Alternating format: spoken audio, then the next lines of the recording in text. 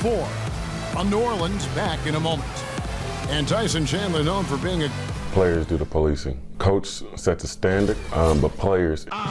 Don't you need a player like this of Chandler's caliber and character, Greg, to make that kind of a teamwork, have that feel in the locker room, that leadership role that everybody believes in and respects? No doubt about it, Kevin. And that weighty stature is built on experience and credentials, as you mentioned, like having that championship ring or being an all-star. But when you have it and use it that way, the coach doesn't have to worry about the locker room because Chandler has got that covered.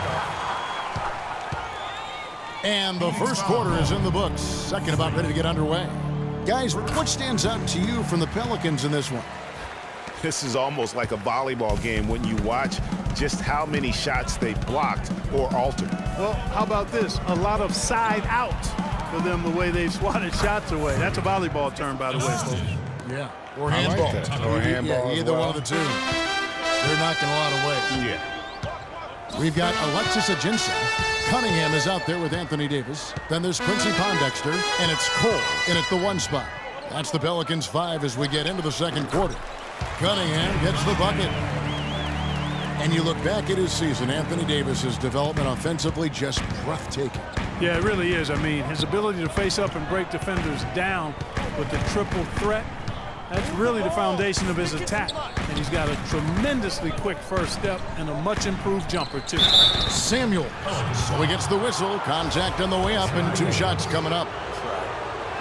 Phoenix looked to be on the verge of making it back into the playoffs last season. Ultimately, though, Greg, they faltered in the second half of the year. Yeah, it was a 3-team race. And after coming up short in 14, the Suns had the edge early. As you said, Kevin, they simply couldn't keep things going in the second half of the season. A platoon swap here for New Orleans. And the Suns here with a different look. Lenz checked in for John Lure. Warren comes in for P.J. Tucker. Booker, he's checked in for Goodwin. And it's Eric Bledsoe in for Brandon Knight. Nice work there coming off the screen. Booker's got 7. Guys, the Suns went from the 8th seed to finishing 10th in the West. I mean, it would have been a tough task for them to stay in the race, particularly after all the trades. I mean, their team was in transition. And typically he has the touch to finish when he's in tight, but not sure on that possession. Good. And their shots are falling now with more regularity than we saw at first. Well, it was a slow start, but they've gone from simmer to medium heat, and they're bordering on hot to close this gap. Rejected by Samuels. And here in the second quarter of action with a hair under 2.5 minutes played so far. Here's Bledsoe. Count the bucket coming off a perfectly placed assist. 6 points for him. And when you shake up a roster, as the Suns did last year, it's hard to keep pace. They ended 6 games back of that final playoff spot, but that all happened after they decided to shake things up. And we're through the first.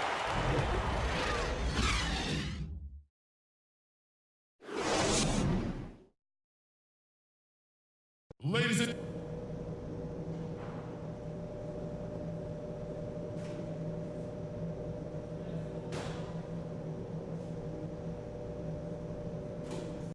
come on, New Orleans! We have a close ball game on our hands as we get set for the second half of that. And the Suns making a change here. Samuels checked in. So for Phoenix, their last game a loss to the Nuggets.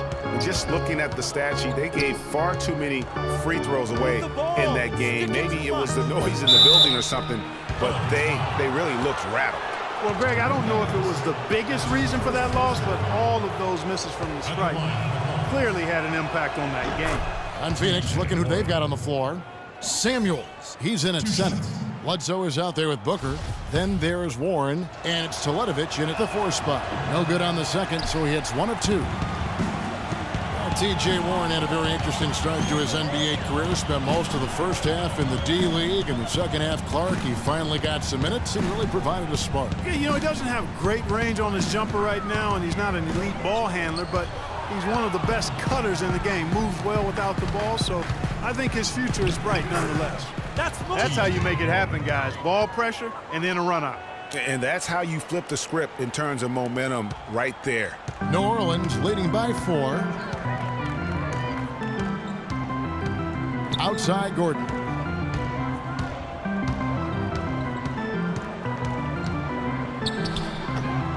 And the Pelicans miss again.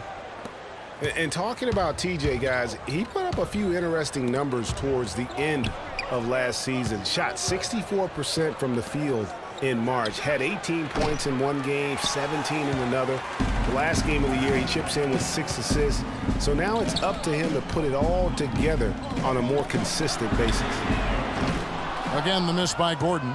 You know, he's been off his game this quarter just a bit. Hasn't been able to get a whole lot to go so far. And Booker kicks to Warren. Down low. Yep, it goes in. The Pelican lead is cut down to just 2 points on the bucket from Samuels. And, you know, getting back to TJ, yes, he needs to improve his shooting range. But what I'd like to see are major improvements on defense. I mean, he shows active hands when he's near the ball, but he can also be a bit lazy as a defender and gambles and reaches too much. That won't get it done at this level.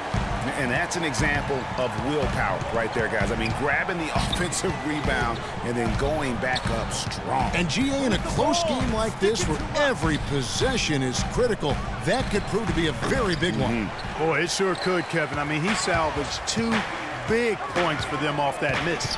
Evans kicks to Gordon. Here's Holiday, and it goes as the official calls the foul. Count it. He'll shoot one more at the free throw. So we see the Pelicans taking the W here. Some good Tyreek, what was the focus on strategy? The 2K Sports postgame show.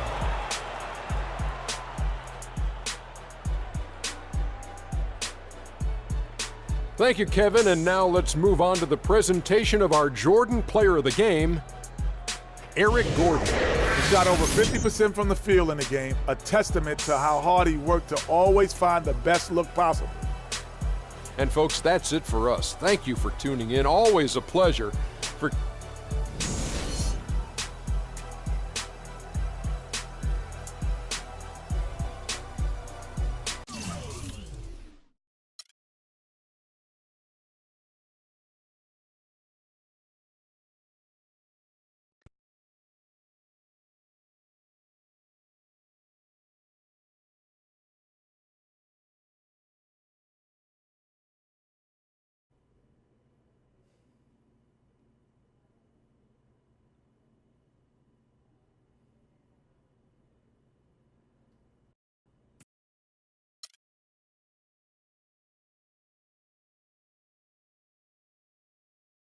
Tell you about Vic.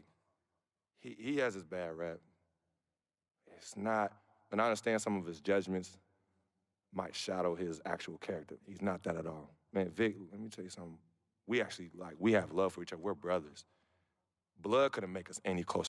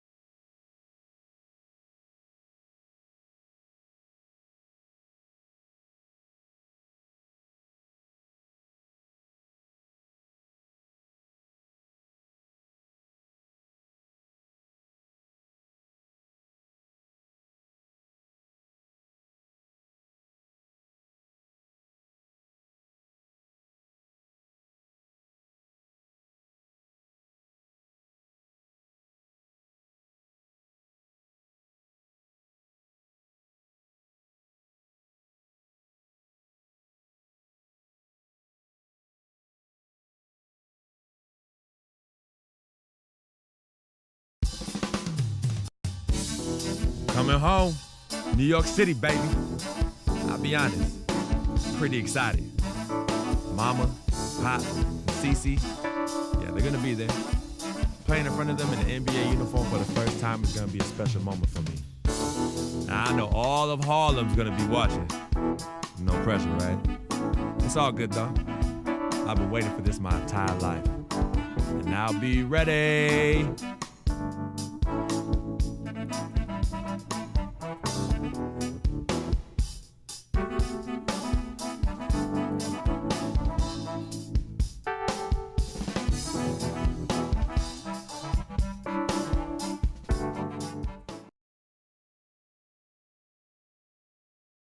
About time for anyone.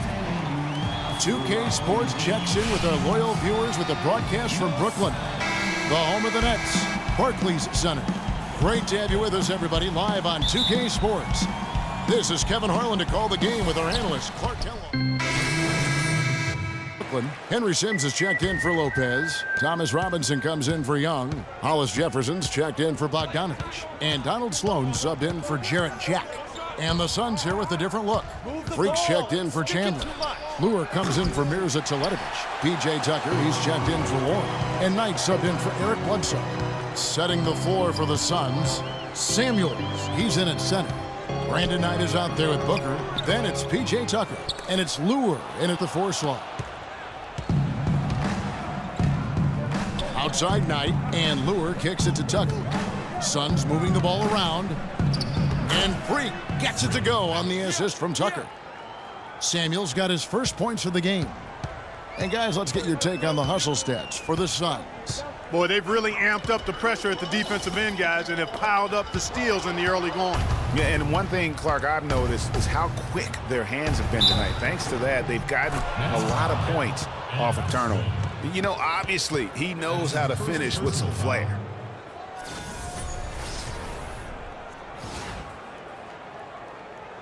Phoenix making some changes. Alex Len's checked in for Freak. Suns leading by 4. On the court right now, second quarter starting for the Suns. Bledsoe and out of the backcourt. Len out there with Warren. And it's Samuels in at the 5 down low.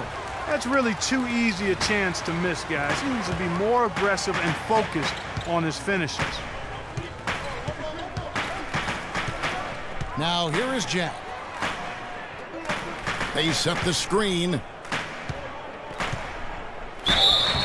And a foul called on the shot. Got him on the way up that time, so he'll shoot 2 right here. For Brooklyn, they have had 2 chances at the line already, making them both. And the season numbers for them at the line thus far are really poor, something I'm sure they are making a point of emphasis. And, you know, you don't have to tell them what their free throw numbers are. I mean, they're well aware of it, believe me. After the Nets' big moves the past couple years, they were looked at as an older team, but you break it down, and you know, Greg, they're not as old as you think. And actually had the 5th youngest team of anyone in the postseason. And so, though they seem older just because so many of their players had playoff experience or came into the league at a young age. Brooklyn Nets come into this one after a win against Detroit. Well, listen, they own the boards at both ends of the floor in that game, and that's what won it for them. Those extra possessions were invaluable. Well, Greg, I think coming into the game, that's where they thought they had an advantage, and they did a great job exploiting it.